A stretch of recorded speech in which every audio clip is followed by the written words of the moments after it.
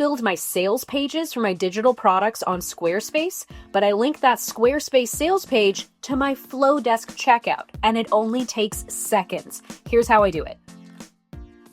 Inside Flodesk, I have a checkout-only page set up for Custom Cody, my AI-powered Squarespace code generator. When you visit customcody.com and you decide to sign up for lifetime access, this button takes you directly to that Flodesk checkout.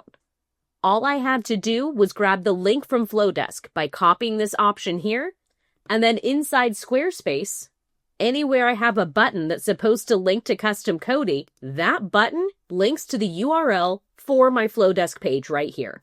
It's literally that easy. I'll remove this link, we'll attach it again, pasting it right here. I can toggle an open link in new tab or have that checkout load in this tab on their browser, completely customizable. But as soon as I've attached the link and select save, anyone that visits my website and clicks on that particular link will be taken directly to my Flodesk checkout. And that's it.